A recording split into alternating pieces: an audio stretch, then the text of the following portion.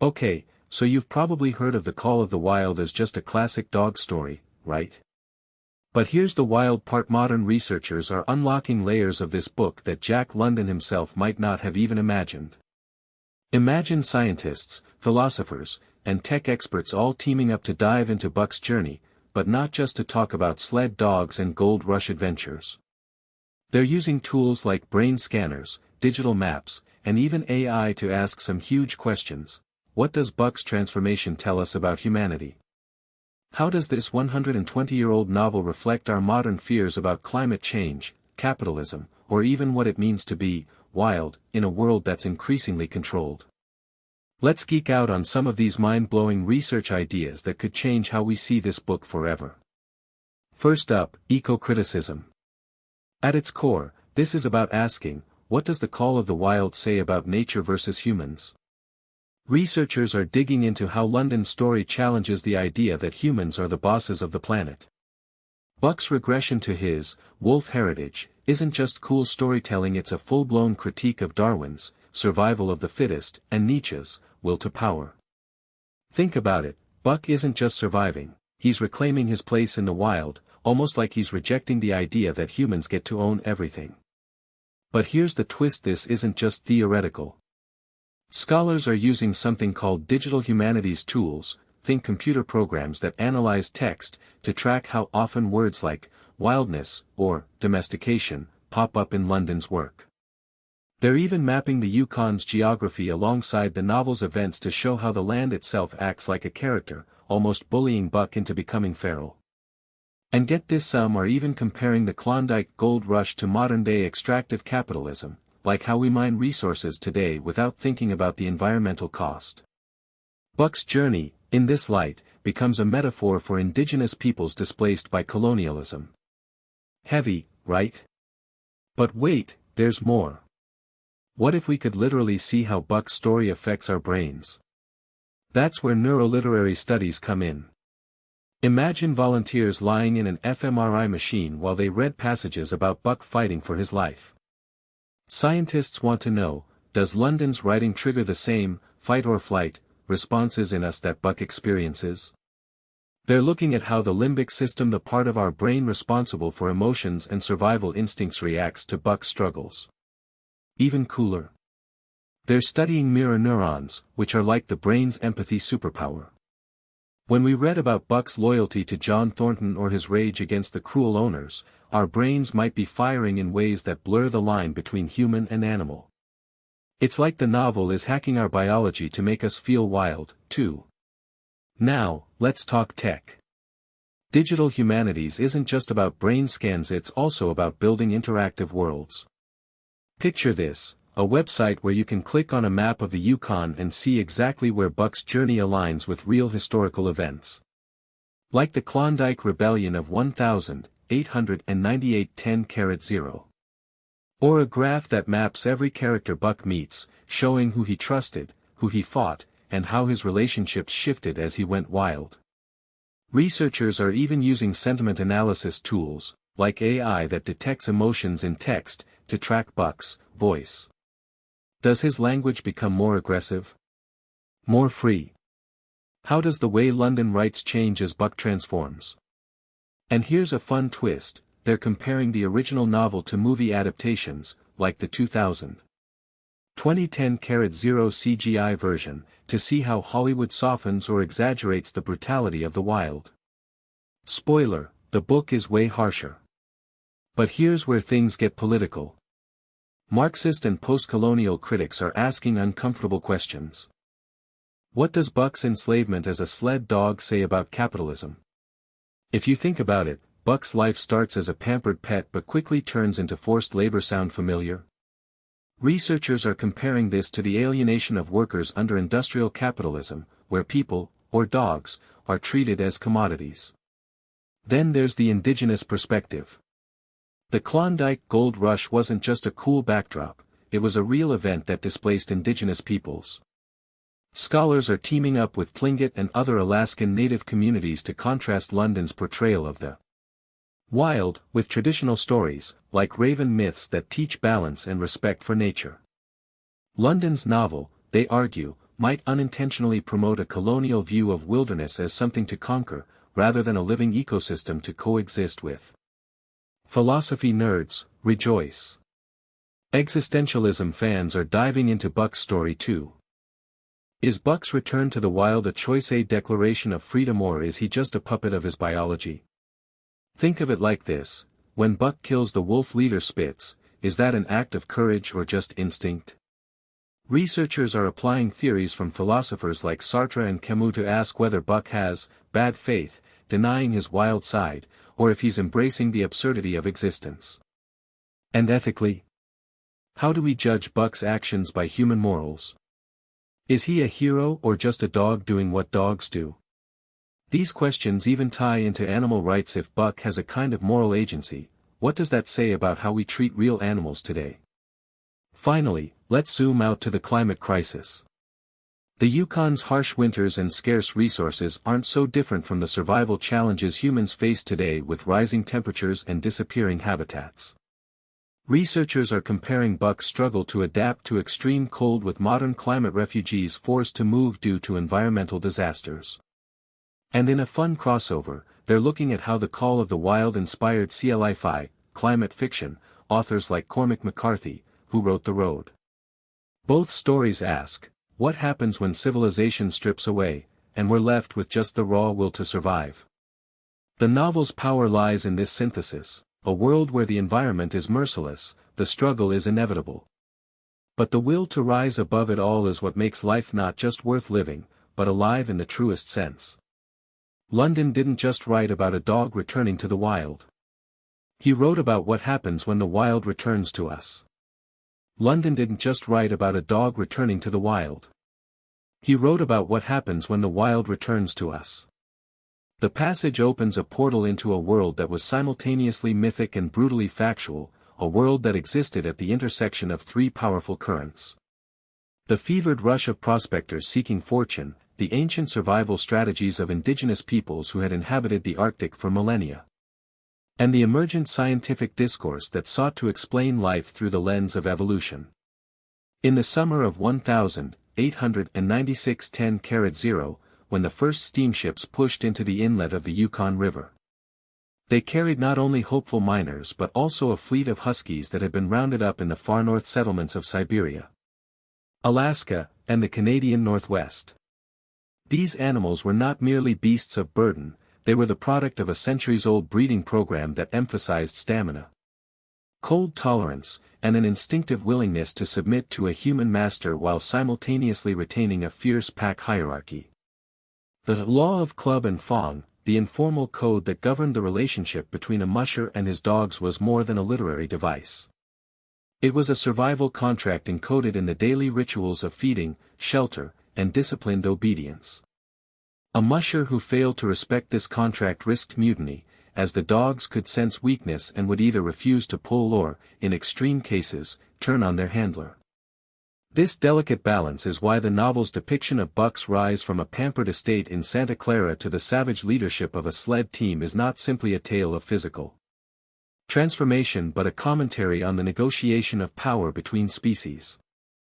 The narrative's attention to the physiological challenges of the Yukon, such as the sub-zero temperatures that could freeze a man's breath in midair, the treacherous ice that could give way beneath a sled, and the scarcity of edible vegetation that forced both men and dogs to rely on dried fish and the occasional caribou, mirrors the real hardships faced by the 30,000+ participants of the Klondike Gold Rush, many of whom perished from exposure, scurvy, or starvation before ever laying eyes on a nugget of gold. Contemporary newspapers described the Yukon fever as a contagion that swept through towns like Seattle, San Francisco, and Portland, prompting a mass migration that was documented in photographs, diaries, and even in the statistical reports of the U.S. Treasury, which recorded that the population of Dawson City swelled from a few hundred to over 30,000 within a single year. The sudden influx of outsiders also ignited a clash of worldviews, while European American prospectors often viewed the wilderness as an empty canvas awaiting conquest. The Tagish, Tlingit, and other First Nations peoples perceived the land as a living entity imbued with spiritual obligations. a perspective reflected in oral traditions that warn of the consequences of disrespecting the spirit of the river. Or, the breath of the wind.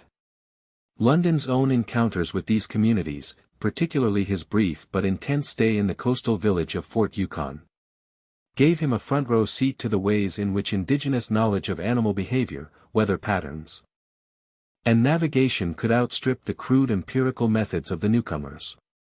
He observed, for instance, how the native hunters would read the subtle changes in the aurora's hue to predict a sudden thaw, or how they could locate a hidden ice bridge by listening to the faint creak of frozen water beneath the surface. These observations seeped into his writing, shaping the novel's nuanced portrayal of Buck's instincts, which are not merely primitive reflexes but are informed by a deep, inherited memory of the wild that predates human domestication. In this sense, the concept of atavism, London's term for the reversion to ancestral traits, becomes a multidimensional phenomenon. It is biological, cultural, and even psychological, reflecting a collective human yearning to reconnect with a primal state that modern civilization has suppressed. The novel's philosophical underpinnings therefore extend beyond Darwinian natural selection. They also echo the Nietzschean notion of the will to power, wherein Buck's ascent is not simply a survival mechanism but an assertion of an inner drive that transcends mere adaptation. When Buck confronts Spitz, the former alpha, and ultimately displaces him, the act is portrayed as both a literal power struggle and a symbolic reclamation of agency that mirrors the larger human desire to break free from the shackles of societal expectation. This duality is explored in the existentialist readings that have emerged in recent decades, where scholars argue that Buck's apparent choice to return to the wild is paradoxically both an act of freedom and an inevitability imposed by his genetic makeup.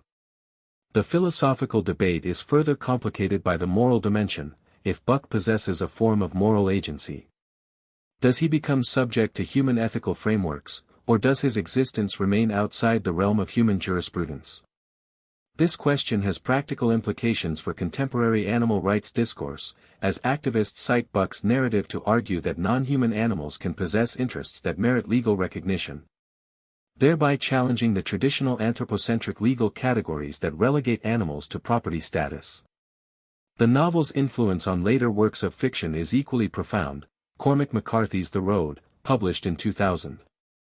610-0, borrows the stark, desolate landscape and the relentless focus on survival that define London's Yukon, while simultaneously reframing the story within a post-apocalyptic context that amplifies the climate crisis analogy.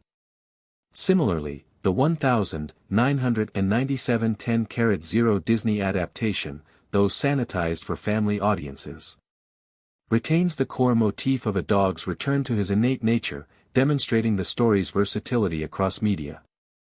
More recently, the 2010 10-0 Netflix series The Call of the Wild reimagines the tale through a modern lens, integrating CGI to depict the harshness of the environment while also foregrounding the perspectives of indigenous characters, thereby addressing the colonial critiques that were less visible in London's original text. In each adaptation, the central tension between civilization and wilderness is recalibrated to reflect contemporary concerns, whether they be the ethics of animal captivity, the impact of climate change on polar regions, or the ongoing struggle for indigenous sovereignty. The scientific community has also taken note of the novel's ecological insights. Ethologists studying canine cognition frequently reference Buck's behavior as a case study in pack dynamics, while climatologists draw parallels between the rapid environmental shifts depicted in the novel and the accelerated warming trends observed in the Arctic today. For instance, the novel's description of an unending night of snow that forces the sled dogs to dig deep into their reserves of stamina mirrors the contemporary phenomenon of Arctic amplification, where rising global temperatures disproportionately affect polar ecosystems, leading to thinner ice, altered migratory patterns, and increased human-wildlife conflict. By juxtaposing the fictional hardships of Buck with the lived realities of modern Arctic communities such as the Inuit villages that now contend with melting permafrost and unpredictable weather, researchers highlight the timeless relevance of London's portrayal of an environment that demands constant adaptation. Moreover, the novel's engagement with Darwinian theory is enriched by its incorporation of contemporary scientific debates of the late 19th century. At the time London was writing, the theory of evolution was still contested, and the concept of survival of the fittest was being co-opted by social Darwinists to justify imperial expansion and laissez-faire capitalism.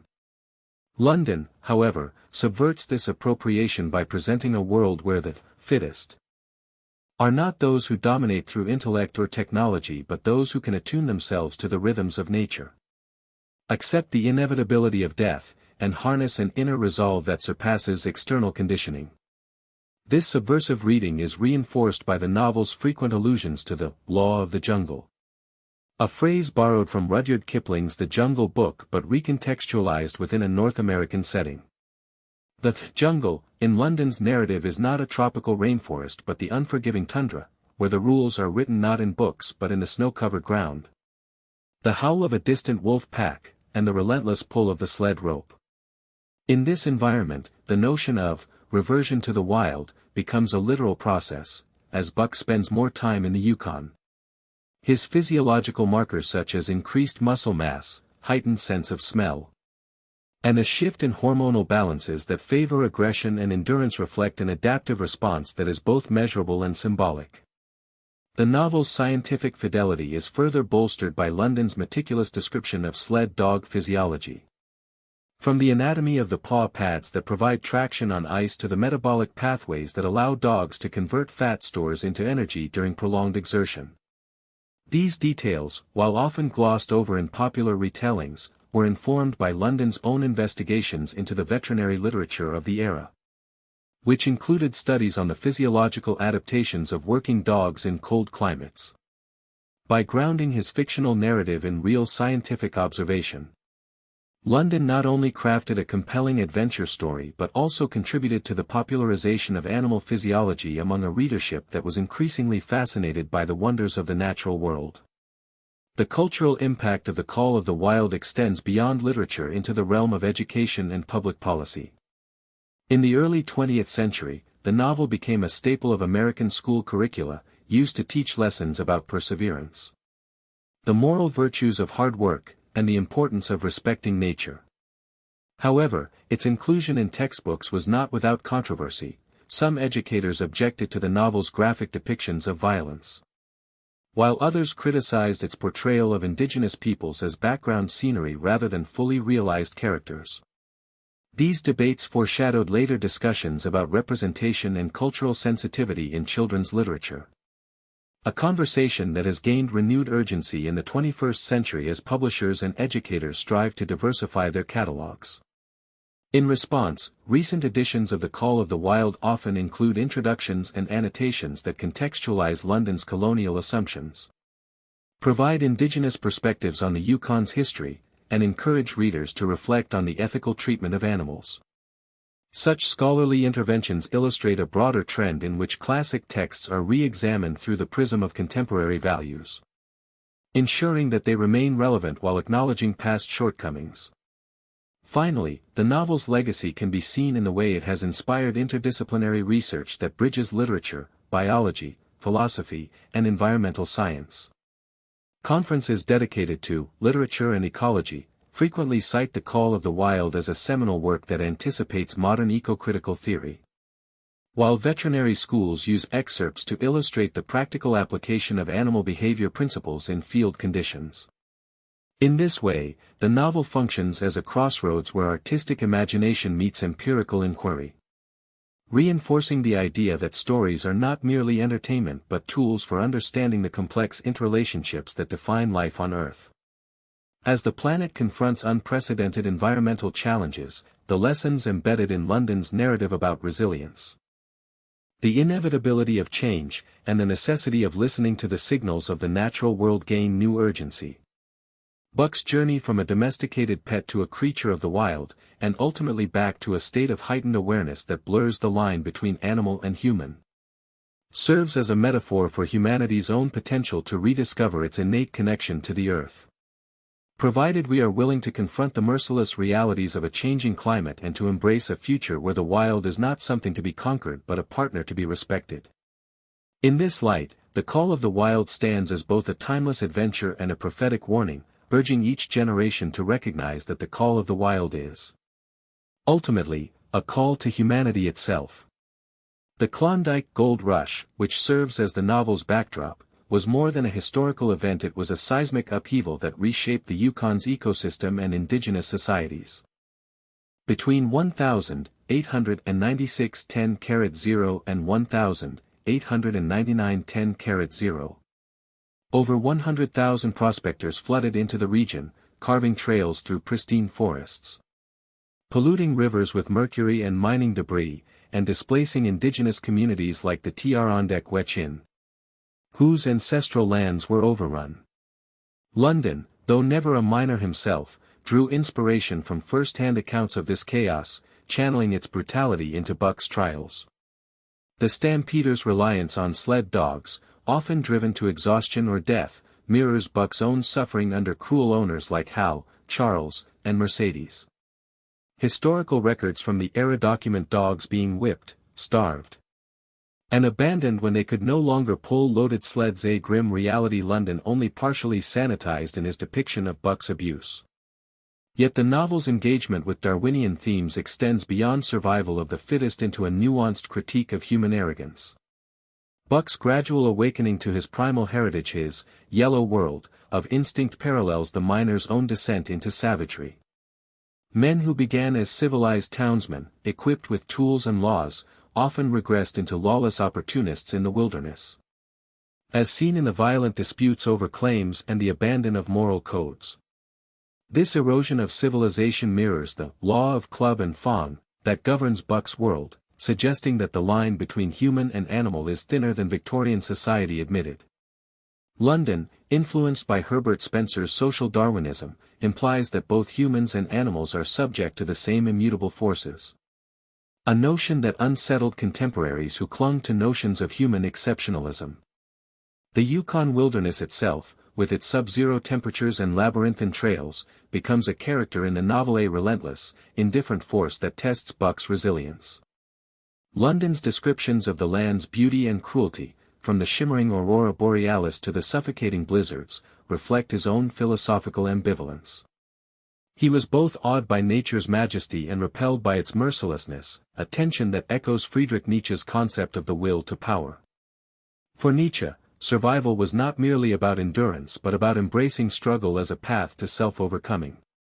Buck's ultimate triumph, his leadership of the wolf pack, can be read as a manifestation of this will, a rejection of subservience to either man or beast in favor of asserting his dominance. However, modern scholars have critiqued London's romanticization of the wild and his oversimplification of indigenous relationships with it. The novel's portrayal of the Yukon as an empty, untamed frontier ignores the sophisticated stewardship of the land by indigenous peoples for millennia. Contrary to the narrative of a desolate, waiting to be conquered wilderness, the Klondike Gold had intricate systems of resource management, seasonal migrations, and spiritual practices tied to the land. London's omission of these perspectives, rooted in his own era's colonial blind spots, highlights the need for contemporary readers to engage with supplemental histories that restore balance to the narrative. Meanwhile, the novel's exploration of atavism, the reversion to ancestral traits, resonates with early 20th century scientific debates about heredity and environment. While London was not a biologist, his portrayal of Buck's latent wolf instincts aligning with his physical journey into the wild reflects then-current theories about the persistence of ancestral memory. This idea, popularized by thinkers like William James, suggested that traits from earlier evolutionary stages could resurface under environmental pressure.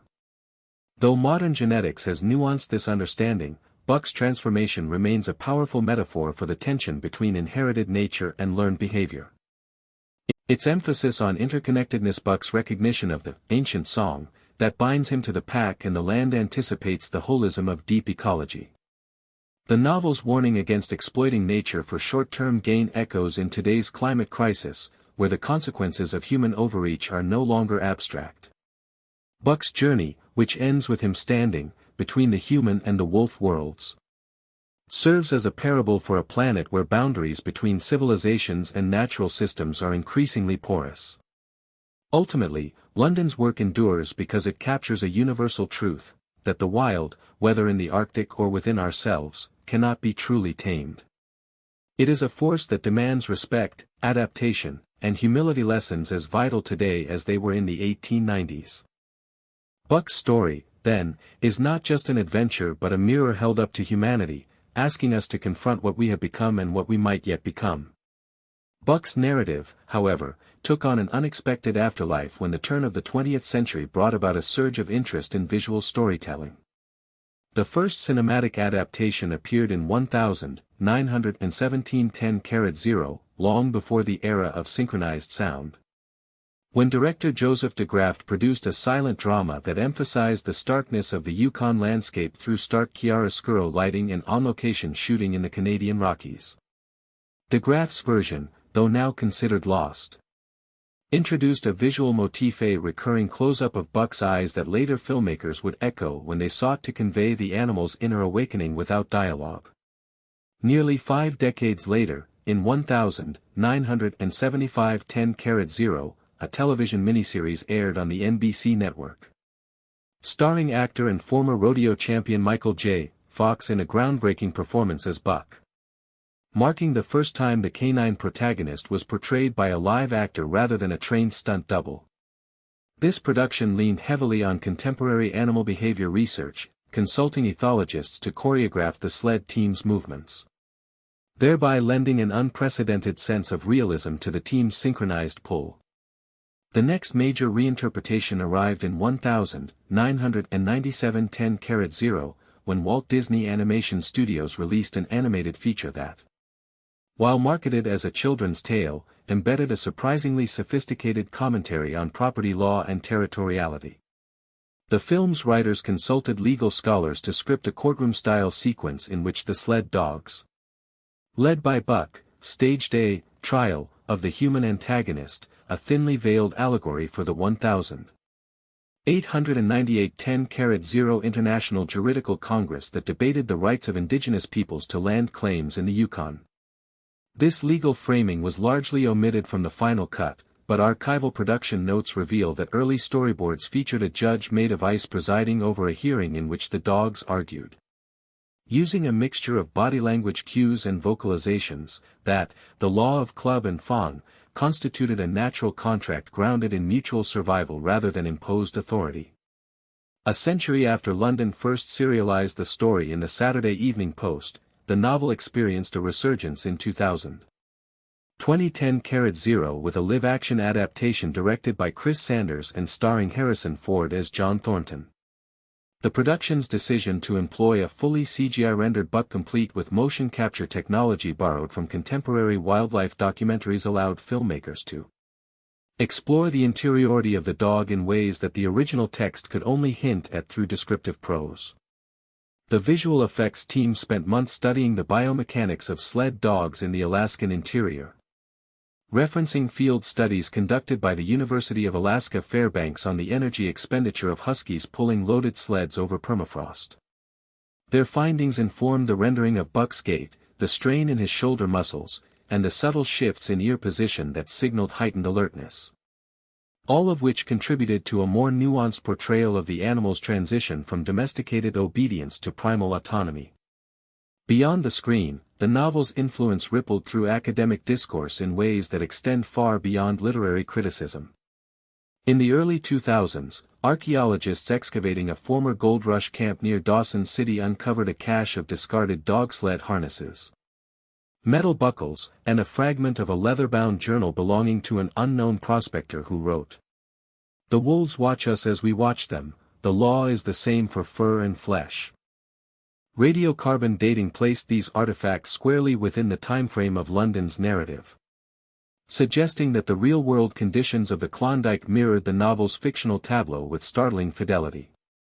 This discovery prompted a joint interdisciplinary conference in 2000, for 10-0, where historians, biologists, and anthropologists debated the extent to which London's depiction of the law of club and fawn reflected actual social contracts among prospectors, indigenous trappers, and their canine teamists. The consensus was that while London's portrayal was romanticized, It nevertheless captured a kernel of truth, the necessity of mutual respect and reciprocity in an environment where resources were scarce and survival hinged on intricate, often unspoken agreements. Equally significant is the way contemporary scholars have reframed the novel's depiction of the Yukon's ecology through the lens of climate change. Recent climate models indicate that the late 19th century Yukon experienced a series of abrupt temperature fluctuations, including a pronounced, little ice age, that lasted from approximately 1,880 10·0 to 1,910 10·0. These climatic stresses contributed to the rapid melting of permafrost, the destabilization of riverbanks, and the subsequent decline of certain fish populations that were vital to the diet of both wolves and human sled teamists by situating Buck's journey within this volatile environmental backdrop. Modern researchers argue that London unintentionally presaged the modern concept of ecological resilience. The idea that ecosystems and the organisms within them must adapt to sudden shifts by drawing upon latent capacities, much as Buck draws upon his ancestral memory to survive. This interpretation has been bolstered by paleoenvironmental data gathered from ice cores taken in St. Elias Mountains, which reveal a spike in volcanic ash layers coincident with the height of the Gold Rush, an event that would have altered migration patterns of both wildlife and humans alike. The novel's legacy also extends into the realm of popular culture beyond adaptations. In 2000, 1510·0, a graphic novel series titled Buck, The Wild Frontier was launched by a small press, reimagining the story as a serialized saga set during the 1,899 10·0 winter of the Great Freeze. The artist, a former wildlife illustrator, incorporated meticulously researched fauna such as the now extirpated wood bison and the migratory patterns of the Pacific salmon into each panel, creating a visual tapestry that juxtaposed human ambition with the indifferent rhythms of nature. This series sparked a wave of fan-generated content, including podcasts that examined the psychological impact of isolation on both humans and dogs, drawing parallels to modern astronauts' experiences on the International Space Station.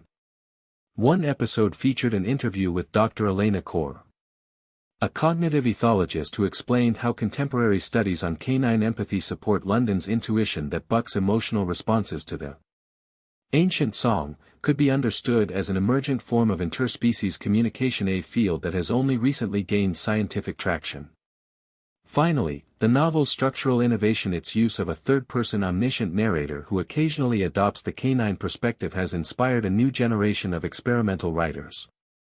In 2000, 2210·0, author Lila Nguyen released a novella called Fawn, which mirrors London's technique by employing a shifting narrative voice that alternates between a husky's sensory impressions and a human musher's internal monologue. Nguyen's text deliberately avoids any explicit moralizing. Instead, it places the reader in the midst of the same sensory overload that Buck endures: blinding snow, the metallic clang of sled harnesses, the low growl of a rival pack, thereby forcing a confrontation with the same fundamental choices that London presented over a century ago. Critics have hailed Fawn as a post-colonial reclamation of the original narrative, arguing that it restores agency to the canine protagonist while simultaneously interrogating the human-centric framing that has dominated discussions of the work for generations. In sum, the myriad afterlives of The Call of the Wild, from early silent cinema to cutting-edge CGI, from archaeological validation of its historical backdrop to contemporary climate science analogies, demonstrate that the story's core tension between civilization and primal instinct remains a fertile ground for reinterpretation. Each new medium or scholarly lens uncovers fresh layers, the legal metaphors hidden within Disney's animated courtroom, the biomechanical precision of modern CGI, the ecological insights drawn from ice core data, and the narrative experiments that blur the line between human and animal consciousness. As these continuations accumulate, they reinforce the novel's status not merely as a period adventure but as a living laboratory where literature, history, science, and art intersect, inviting each successive generation to ask what it truly means to answer. The Call of the Wild, in an ever-changing world.